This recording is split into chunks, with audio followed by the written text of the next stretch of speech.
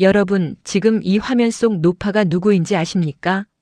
이 여자는 30년 전 한 젊은 여성에게 이런 말을 내뱉었습니다. 씨바지도 못하는 것이 감히 우리 집 며느리라고.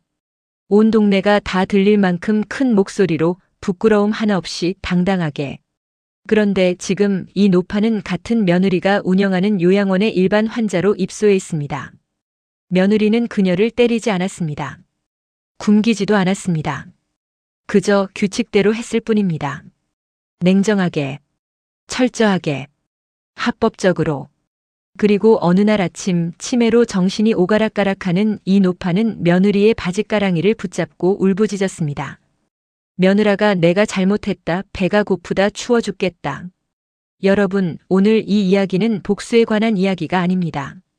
한 여자가 30년간의 지옥을 버텨내고 마침내 자기 삶의 주인이 된 이야기입니다. 끝까지 들으시면 가슴속 어딘가에 묵혀있던 응어리가 조금은 풀리실 겁니다. 자, 시작합니다. 정순 씨가 처음 시댁 대문을 넘어선 건 32살의 봄이었습니다. 결혼 전날 밤 정순 씨의 어머니는 딸의 손을 꼭 쥐고 말했습니다. 정순아, 시집 가면 네가 참아야 한다. 우리 집이 가진 게 없으니까. 그 집 눈에 들어야 해. 알겠지? 정순 씨는 그 말이 무슨 뜻인지 사실 결혼 전부터 어렴풋이 알고 있었습니다. 친정은 이렇다 할 재산이 없었습니다. 아버지는 평생 공장에서 일했고 어머니는 시장 한 귀퉁이에서 채소 장사를 했습니다. 대학 공부도 어렵사리 마쳤고 작은 회사에서 격리로 일하며 스스로 번 돈으로 살아왔습니다. 반면 남편 집안은 달랐습니다. 시아버지는 지역에서 꽤 이름난 건축업자였고 시어머니 강옥분 씨는 그 재력을 등에 업고 동네에서 여왕처럼 군림하는 사람이었습니다. 며느리감을 고를 때도 처음부터 정순 씨를 탐탁지 않게 여겼다고 합니다. 남편이 저 여자가 좋다고 우겨서 겨우 결혼이 성사됐다는 것도 정순 씨는 나중에야 알게 됩니다. 결혼식 날 정순 씨는 순백의 웨딩드레스를 입고 식장 입구에 섰습니다. 설렘보다는 긴장이 앞섰습니다. 남편의 손을 잡고 버진 로드를 걸으면서 정순 씨는 힘껏 웃었습니다. 잘할 수 있다고, 잘 살 수 있다고 스스로에게 속삭이면서. 그런데 식이 끝나고 피로연 자리에서 정순 씨는 처음으로 맞닥뜨렸습니다. 시어머니 강옥분 씨가 친정 쪽 하객들이 앉은 테이블을 슬쩍 바라보며 옆에 앉은 동서에게 입을 열었습니다. 야, 저쪽 테이블 좀 봐. 촌티가 줄줄 흐르네. 우리 아들이 왜 저 집 딸을 데려온다고 했는지 모르겠어. 아주 작은 목소리가 아니었습니다. 테이블 몇 개를 사이에 두고서도 들릴 만큼 적당히 큰 목소리였습니다. 정순 씨는 그 말을 고스란히 들었습니다. 얼굴이 화끈거렸습니다. 손이 바들바들 떨렸습니다.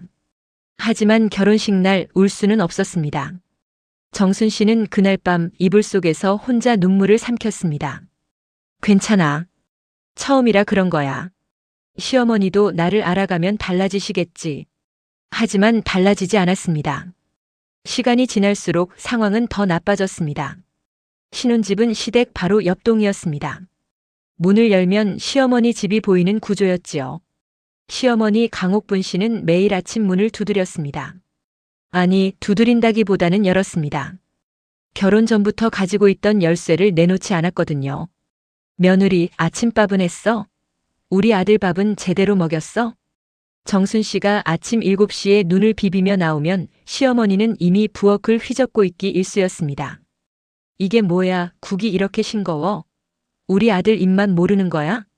고추장은 왜 이 브랜드야? 이거 싸구려잖아. 정순 씨는 처음엔 웃으며 대꾸했습니다. 죄송해요, 어머니. 다음엔 더 잘할게요. 그런데 그 다음이란 게 오지 않았습니다. 시어머니의 눈에는 정순 씨가 하는 모든 것이 틀려 보였으니까요. 국이 짜면 짜다 했고 싱거우면 싱겁다 했습니다. 청소를 하면 다시 해라고 했고 아무리 깨끗이 해도 구석이 더럽다고 했습니다. 심지어 정순 씨가 입는 옷까지 시어머니의 간섭 대상이었습니다. 야, 그 바지 왜 입고 다녀? 우리 아들 체면 생각 안 해? 그리고 그 머리는 뭐야? 파마도 제대로 못하는 거야? 남편 이재성 씨는 어땠을까요? 정순 씨가 여보, 어머니가 너무 심하시다고 말하면 재성 씨는 언제나 같은 말을 했습니다. 당신이 좀 더 잘하면 되잖아. 우리 어머니가 원래 좀 그러셔. 그래도 아기는 없는 분이야. 아기가 없다. 정순 씨는 그 말이 너무도 어이없어 한동안 멍하니 남편을 바라봤습니다. 매일 아침 들어와서 부엌을 점령하고 옷 입은 것 가지고 흠집 잡고 친정을 모욕하는 사람이 아기가 없다고요? 하지만 재성 씨는 진심으로 그렇게 믿는 눈치였습니다. 어머니 손에서만 자라온 사람이었으니까요. 아버지가 일찍 사업에 전념하는 바람에 재성 씨는 어릴 때부터 어머니가 전부였고 어머니의 모든 말이 옳다고 여기며 자란 사람이었습니다. 정순 씨에게 시댁은 그렇게 결혼 첫날부터 조금씩 지옥의 모습을 드러냈습니다. 그리고 그 지옥은 정순 씨가 첫 아이를 가졌을 때 비로소 그 본 모습을 완전히 드러내게 됩니다. 결혼한 지 1년이 지나도록 아이 소식이 없자 시어머니의 눈초리가 달라졌습니다. 밥상 앞에서 이웃 아주머니들이 모인 자리에서 심지어 길 가다 마주치는 자리에서도 한마디씩 던졌습니다. 아직도 소식이 없어? 뭐가 문제야? 우리 아들이 문제겠어. 네가 문제겠지. 어디 가서 검사라도 좀 받아봐. 그렇게 멀거니 있을 때가 아니라고. 정순 씨는 사실 임신이 잘 되지 않아 조용히 병원을 다니고 있었습니다. 스트레스가 원인이라고 했습니다. 몸의 긴장이 너무 심하다고 편안하게 쉬어야 한다고 의사는 말했습니다. 그런데 편안하게 쉴 수 있는 환경이 아니었습니다. 매일 시어머니가 들어오고 매일 구박을 듣고 남편은 방관하고 그 상황에서 몸이 편안해질 리가 없었습니다. 그러던 어느 봄날 드디어 임신 소식이 들려왔습니다. 기쁨도 잠깐이었습니다. 검사 결과 딸이라는 걸 알게 되자 시어머니의 반응은 냉담했습니다. 딸이라고? 그래서? 아들 낳을 수 있어, 없어? 정순 씨는 딸을 낳았습니다. 예쁘고 건강한 딸이었습니다. 정순 씨는 아이를 안고 세상을 다 가진 것 같은 기쁨을 느꼈습니다. 그런데 시어머니는 산부인과 병실에서도 고개를 돌렸습니다. 딸은 우리 집 핏줄도 아니야. 어서 다음을 생각해. 남편은 그냥 웃었습니다. 어머니, 저도 딸이면 좋아요. 말은 그렇게 했지만 시어머니를 말리지는 않았습니다. 분위기를 무마하려는 듯 어색하게 웃을 뿐 정순 씨를 감싸주지 않았습니다. 두 번째 임신도 딸이었습니다. 그날 시어머니 강옥분 씨는 폭발했습니다. 그날의 기억을 정순 씨는 평생 잊을 수 없다고 했습니다. 겨울이었습니다. 두 번째 아이가 딸이라는 사실을 알게 된 날 시어머니 강옥분 씨는 바깥마당에 서서 이웃집까지 들릴 만큼 큰 목소리로 외쳤습니다. 씨바지도 못하는 게 감히 우리 집 며느리야. 돈도 없는 집에서 와서 딸만 줄줄이 낳는 게 뭐 하자는 거야? 내 아들 팔자가 무슨 죄야? 정순 씨는 그 소리를 안방에서 들었습니다. 임신 중이었습니다. 배가 부른 채로 이불을 끌어안고 귀를 틀어막았지만 소리는 막을 수가 없었습니다. 창문 너머로 이웃집 아주머니들이 힐끔힐끔 쳐다보는 게 보였습니다. 어떤 이는 혀를 찾고 어떤 이는 고개를 저었습니다. 그 시선들이 정순 씨에겐 칼보다 더 날카롭게 느껴졌습니다. 남편 재성 씨는 그날도 회사에 있었습니다. 정순 씨가 전화를 걸어 여보, 어머니가 동네 사람들 다 듣도록 저한테 욕을 하셨어라고 말하자 재성 씨는 이렇게 말했습니다. 지금 바빠. 나중에 얘기해. 뚝. 전화가 끊겼습니다. 정순 씨는 그날 밤 혼자 욕실에 들어가 수도꼭지를 틀고 엉엉 울었습니다. 뱃속 아이한테 미안했습니다. 아직 세상에 나오지도 않은 아이인데 할머니에게 이미 환영받지 못하고 있다는 게, 그리고 그 아이를 지켜줘야 할 아빠는 전화 한 통에 뚝 끊어버렸다는 게, 그날 이후 정순 씨는 마음속으로 문 하나를 닫았습니다. 기대하지 말자. 기대하면 아프다. 아프면 내 아이도 아프다. 두 번째 딸을 낳고 몸조리를 할 때도 시어머니는 달라지지 않았습니다. 오히려 더 노골적이었습니다. 정순 씨에게 주어진 것은 좁고 차가운 방 하나였습니다. 겨울에는 바람이 새고 여름에는 뙤약볕이 들어오는 구조였습니다. 시어머니는 방이 모자란다는 핑계로 작은 방을 창고로 쓰면서 정순 씨 가족을 그 좁은 공간으로 밀어넣었습니다. 밥도 제때 먹지 못하는 날이 많았습니다. 시어머니가 부엌을 쓰는 시간이 길어지면 정순 씨는 아이들과 함께 때를 놓치는 일이 허다했습니다. 그나마도 시어머니가 차린 밥상에는 반찬이 넉넉하지 않았고 정순 씨에게 돌아오는 것은 항상 찌꺼기였습니다. 한 번은 시어머니가 명절 음식을 잔뜩 차려놓고 정순 씨에게는 설거지만 시켰습니다. 온 가족이 모여 밥을 먹는데 정순 씨만 싱크대 앞에 서 있었습니다. 명절 내내 그렇게 했습니다. 앉아서 밥 한 끼를 제대로 먹은 적이 없었습니다. 그런 정순 씨를 남편은 어떻게 바라봤을까요? 재성 씨는 아무것도 말하지 않았습니다. 어머니와 함께 밥을 먹으면서 아내가 싱크대 앞에 서 있는 것을 보면서도 어머니에게 한마디도 하지 않았습니다. 밥상을 물리고 나서야 나중에 같이 뭐 먹을까라고 물었는데 그 말이 정순 씨에겐 모욕처럼 들렸습니다. 나중에는 다 지나간 다음인데. 정순 씨는 밖에서 일을 했습니다. 아이 둘을 키우면서도 오전에는 시어머니 집안일을 도왔고 오후에는 동네 학원에서 아르바이트를 했습니다. 조금이라도 돈을 모으고 싶었습니다. 시어머니 손에 의존하지 않을 날을 꿈꾸면서. 그런데 시어머니는 그마저도 못마땅하게 여겼습니다. 집 안에나 잘 있을 것이지 바깥을 왜 돌아다녀.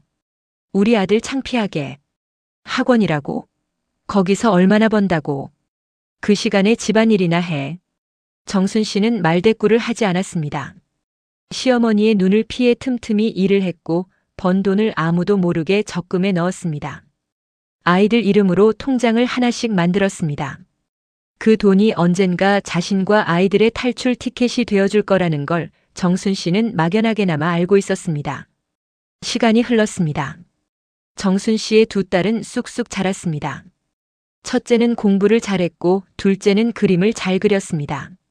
정순 씨는 아이들에게 단 한 번도 할머니 욕을 하지 않았습니다. 대신 이렇게 말했습니다. 엄마가 힘든 일이 있어도 너희는 행복해야 해. 그게 엄마 소원이야. 딸들은 어머니가 왜 자주 눈이 빨간지, 왜 명절이면 혼자 부엌에 서 있는지 어렴풋이 알고 있었습니다. 첫째가 중학교에 들어갔을 때 조용히 어머니 곁에 와서 말했습니다. 엄마, 나 커서 엄마 행복하게 해줄게. 정순 씨는 그 말에 눈물을 참지 못했습니다. 시어머니의 권력이 절정에 달했던 것은 시아버지가 살아계실 때였습니다. 시아버지는 건축업으로 꽤 많은 돈을 벌었고 그 돈을 관리하는 것은 전적으로 시어머니였습니다.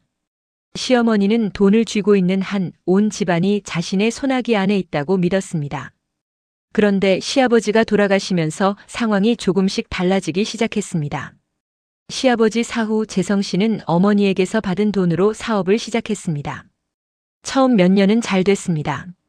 건자재 유통업이었는데 아버지의 인맥 덕분에 초반에는 계약이 잘 들어왔습니다. 재성 씨는 승승장구하는 것 같았고 시어머니는 아들을 더욱 자랑스럽게 여겼습니다. 정순 씨는 그 시기에도 묵묵히 자신의 일을 했습니다. 그리고 친정아버지가 돌아가시면서 정순 씨에게는 작은 유산이 생겼습니다. 빠듯하게 살면서도 조금씩 모아둔 돈과 합쳐 정순 씨는 작은 건물 하나를 볼 수 있는 돈이 생겼습니다. 그 건물로 무엇을 할지 정순 씨는 오래 생각했습니다. 그리고 마침내 결심했습니다. 요양원을 하겠다고. 요양원을 열겠다는 정순 씨의 결정에 주변 반응은 엇갈렸습니다. 친구들은 걱정했습니다. 요양원이 쉬운 게 아니야. 노인 돌보는 게 얼마나 힘든데. 남편 재성 씨는 처음엔 무관심했습니다. 사업에 바쁘기도 했고 아내가 뭘 하든 크게 신경 쓰는 사람이 아니었으니까요. 그런데 시어머니 강옥분 씨는 달랐습니다. 요양원? 네가? 웃기고 있네. 그 돈으로 사기나 당하지 마. 경험도 없고 배경도 없는 게 무슨 요양원이야. 정순 씨는 그 말을 들으며 생각했습니다. 그래. 경험이 없으니 배워야지. 배경이 없으니 내 손으로 만들어야지. 정순 씨는 그때부터 정말 열심히 공부했습니다. 요양보호사 자격증을 따고 사회복지사 공부를 했습니다. 요양원 운영에 필요한 법령을 암기하다시피 했고 전국 각지의 요양원을 견학 다녔습니다. 어떤 곳은 시설은 좋은데 서비스가 엉망이었고 어떤 곳은 소박하지만 따뜻했습니다. 정순 씨는 두 번째 유형의 요양원을 만들겠다고 마음먹었습니다. 처음엔 작은 규모로 시작했습니다. 직원은 정순 씨를 포함해 4명, 어르신은 15분.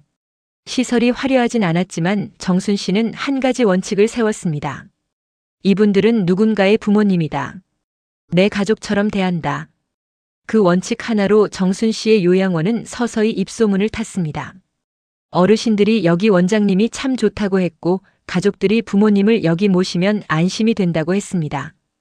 1년이 지나 정원이 2배가 됐습니다. 3년이 지나 건물을 확장했습니다. 5년이 지나 직원이 20명이 넘었습니다. 정순 씨는 그렇게 조용히 그리고 단단하게 자기 세계를 만들어가고 있었습니다. 반면 남편 재성 씨의 사업은 그 반대 방향으로 흘러가고 있었습니다. 건자재 경기가 나빠졌습니다. 아버지의 인맥으로 유지되던 계약들이 하나둘씩 끊겼습니다. 재성 씨는 그걸 만회하려고 무리한 투자를 했고 그것이 더 큰 구멍을 만들었습니다. 처음엔 작은 적자였습니다. 그런데 눈덩이처럼 불어났습니다. 직원들 월급이 밀리기 시작했고 거래처에 줘야 할 돈이 쌓였습니다.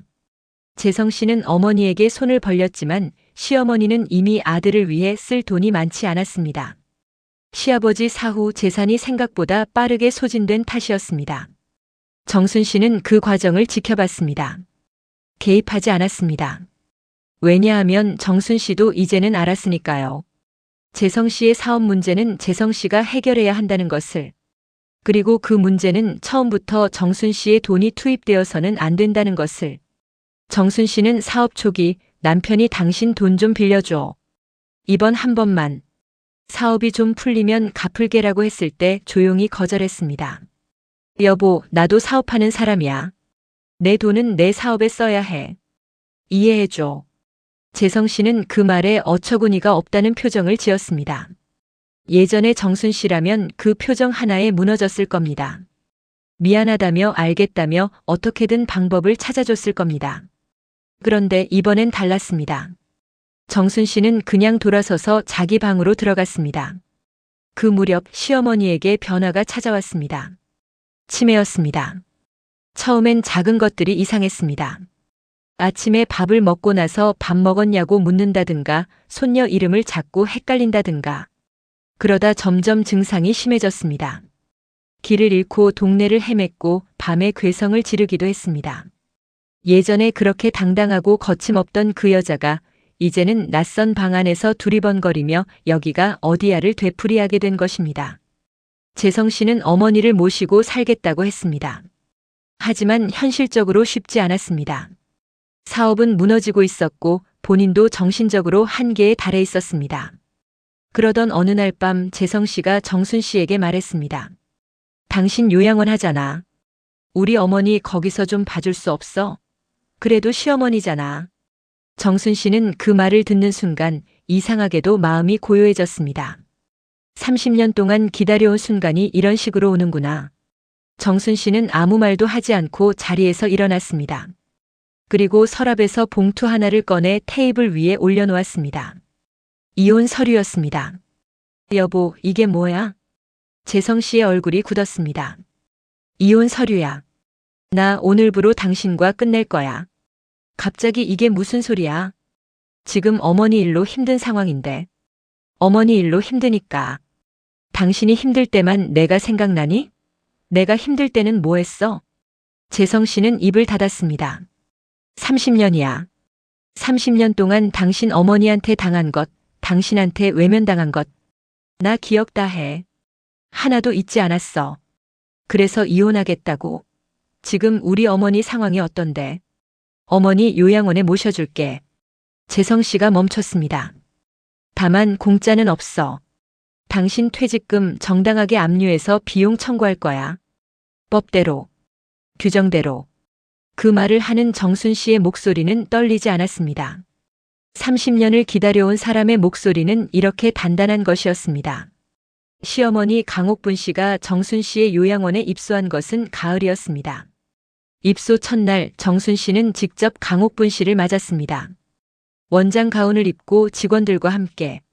강옥분 씨는 치매 증상이 상당히 진행된 상태였지만 그래도 정순 씨의 얼굴을 알아보았습니다. 그 순간 강옥분 씨의 눈에 무언가 스쳤습니다. 두려움 같은 것. 정순 씨는 그 눈을 마주치며 말했습니다. 어머니 잘 오셨어요.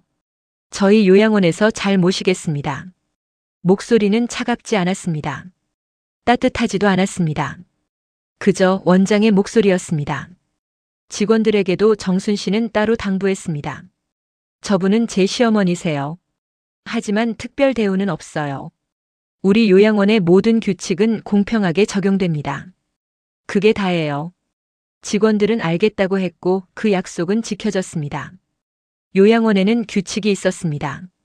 아침 7시에 기상, 7시 30분에 세면, 8시에 아침 식사, 식사 후엔 산책 혹은 프로그램 참여, 낮에는 낮잠 시간이 있고 저녁 6시에 저녁 식사, 9시에 취침. 특별한 것 없는 어느 요양원에나 있는 일과표였습니다.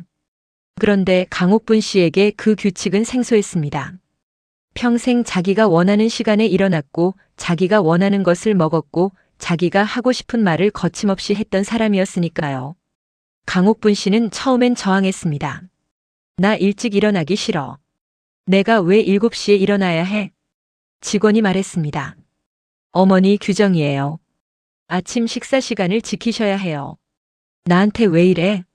내가 누군지 알아? 직원은 다정하게 대답했습니다. 네, 어머니. 저희 요양원 입소자분이세요.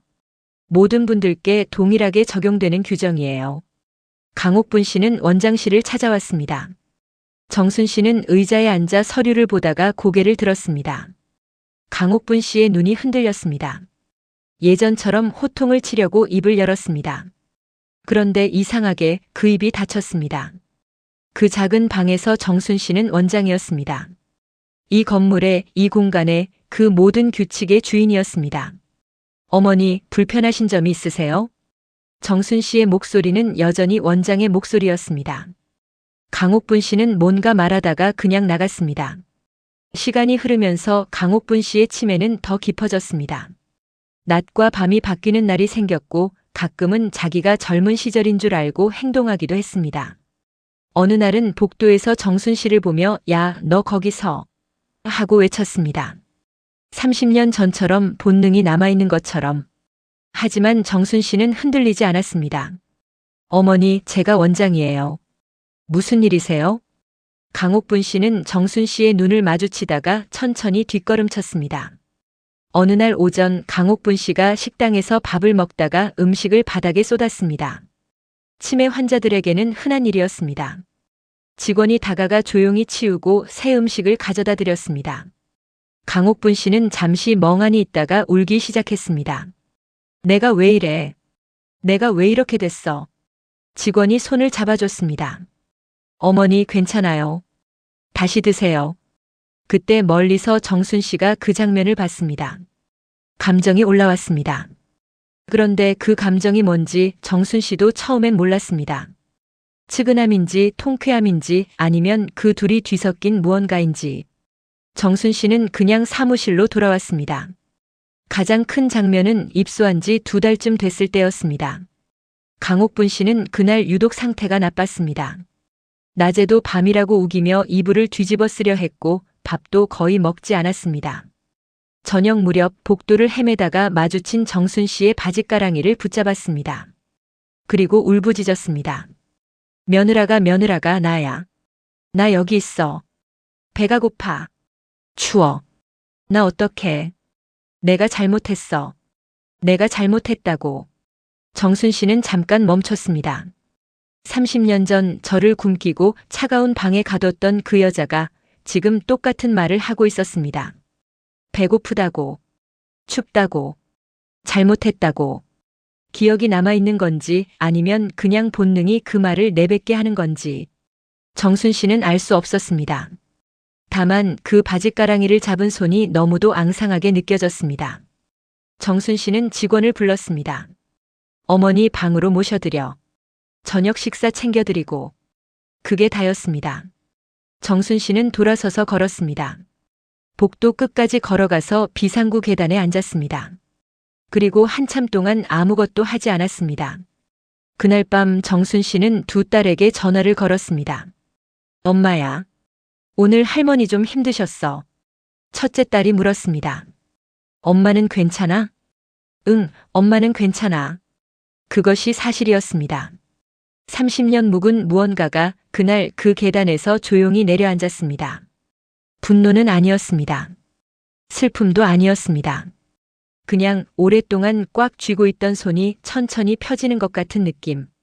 정순 씨는 그것을 나중에 이렇게 표현했습니다. 복수를 한 게 아니었어요. 그냥 내 삶을 살았을 뿐인데 삶이 스스로 균형을 잡은 것 같았어요. 정순 씨가 이 이야기를 세상에 꺼낸 것은 비슷한 처지에 있는 누군가에게 말해주고 싶었기 때문이라고 했습니다. 지금도 어딘가에서 이를 악물고 버티고 있을 사람들에게. 그래서 오늘 이 이야기의 마지막 단락은 정순 씨의 사연이 우리에게 무엇을 말하는지에 대한 것입니다. 정순 씨가 요양원을 시작했을 때 주변에서 무모하다고 했습니다. 그 나이에 뭘 새로 시작해? 돈도 없이? 경험도 없이? 하지만 정순 씨에게는 하나의 확신이 있었습니다. 30년 동안 배운 게 있다면 그건 참는 것이 아니라 버티는 것이었다는 것. 참는다는 건 자기를 지우는 것입니다. 나는 없고 상대방의 요구와 기대만 있는 것. 정순 씨는 오랫동안 참았습니다. 그리고 그 대가로 30년의 젊음을 잃었습니다. 하지만 버틴다는 건 달랐습니다. 버티는 동안에도 자기가 있었습니다. 눈물을 흘리면서도 적금 통장에 돈을 넣었고 구박을 들으면서도 공부를 했습니다. 쓰러지지 않으려고 이를 깨물면서도 언젠가 자신의 삶을 살겠다는 불씨를 꺼뜨리지 않았습니다. 그 불씨가 결국 요양원이 되었습니다. 이혼 후 재성 씨는 한동안 정순 씨에게 연락을 했습니다. 처음엔 이혼은 너무하다며 따졌고 다음엔 어머니를 잘 부탁한다며 사정했고 나중엔 돈이 없다며 요양원 비용 감면을 요청했습니다. 정순 씨의 대답은 매번 같았습니다. 비용은 규정대로 청구됩니다. 감면은 법적 요건을 갖추셔야 해요. 재성 씨는 결국 작은 회사에 취직해서 어머니 요양 비용을 조금씩 내기 시작했습니다. 정순 씨는 재성 씨가 밉지 않냐고요? 미운 감정도 한때는 있었어요. 근데 지금은 그냥 다 지나간 일이에요. 그 사람도 어머니한테 잘못 배운 거니까요. 가엾기도 하죠.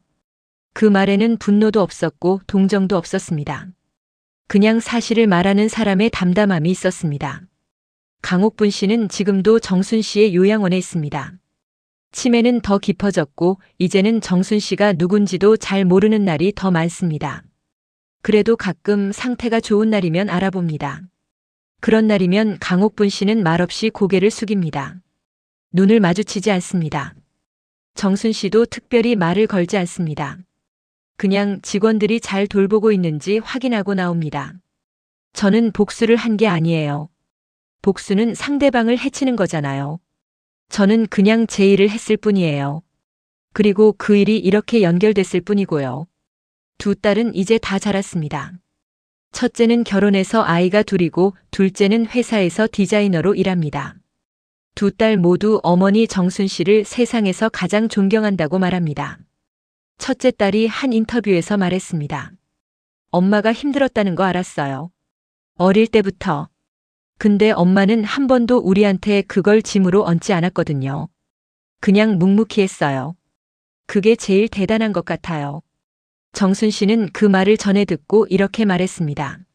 내가 힘들었다는 걸 아이들이 알고 있었구나. 그런데도 그 아이들이 밝게 자랐으니 그거면 충분해요. 오늘 이 이야기가 마냥 통쾌하기만 하지는 않을 겁니다. 강옥분 씨가 치매에 걸려 요양원에 있다는 것이 어떤 분들에게는 마음이 쓰일 수도 있습니다. 그래도 노인인데, 그래도 시어머니인데 라고 생각하시는 분들도 있을 겁니다. 하지만 정순 씨는 강옥분 씨를 방치하지 않았습니다. 법적으로 요구되는 모든 돌봄을 제공하고 있습니다. 직원들은 규정대로 친절하게 모십니다. 정순 씨가 선택한 것은 무자비한 복수가 아니라 냉정하고 공평한 원칙이었습니다. 그 원칙이 강옥분 씨에게는 어쩌면 30년 전 자신이 며느리에게 했던 짓의 거울이 되어 돌아온 것이겠지요. 자업자득, 인과응보. 이 말들이 결국 헛말이 아닌 이유는 삶이 긴 시간 속에서 스스로 균형을 맞추기 때문일 겁니다. 그리고 무엇보다 정순 씨의 이야기에서 가장 중요한 것은 복수가 아닙니다. 정순 씨가 행복해졌다는 것입니다. 62의 나이에 정순 씨는 자기 사업을 하고 있습니다. 자기 이름으로 된 건물이 있습니다. 두 딸이 건강하게 잘 살고 있습니다. 아침에 눈을 뜨면 오늘 할 일이 있습니다. 직원들이 원장님하고 부릅니다. 30년 전 골방에서 혼자 눈물을 삼키던 그 여자가 지금은 이렇게 살고 있습니다. 정순 씨는 마지막으로 이런 말을 했습니다.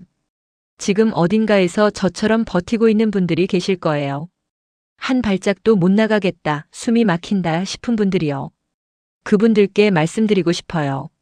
지금 버티는 게 헛된 게 아니에요. 그 버팀이 나중에 뭔가로 바뀌거든요. 오늘 하루를 버티는 것, 그게 씨앗이 되는 거예요. 그러니 부디 포기하지 마세요. 오늘 이정순 씨의 이야기 끝까지 함께 해주셔서 진심으로 감사합니다. 어떠셨나요? 가슴속 어딘가가 조금 뻥 뚫리신 분들도 계실 것 같고 또 어딘가 먹먹하신 분들도 계실 것 같습니다. 그 감정 다 맞는 겁니다.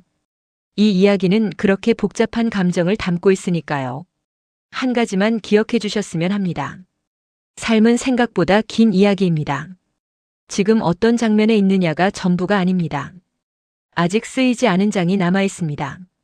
그 장에서 주인공은 반드시 여러분 자신이어야 합니다. 오늘도 어딘가에서 이를 악물고 버티고 있는 분이 이 영상을 보고 계신다면 꼭 전해드리고 싶습니다. 잘 버티고 있어요. 정말 잘하고 있어요. 이 영상이 유익하셨다면 구독과 좋아요 꼭 부탁드립니다. 알림 설정도 켜두시면 앞으로 올라오는 사연들을 가장 먼저 만나실 수 있어요. 댓글로 여러분의 생각도 남겨주세요. 비슷한 경험을 하신 분들 혹은 주변에서 이런 이야기를 들어보신 분들 무슨 말이든 괜찮습니다. 여러분의 이야기도 누군가에게 힘이 됩니다.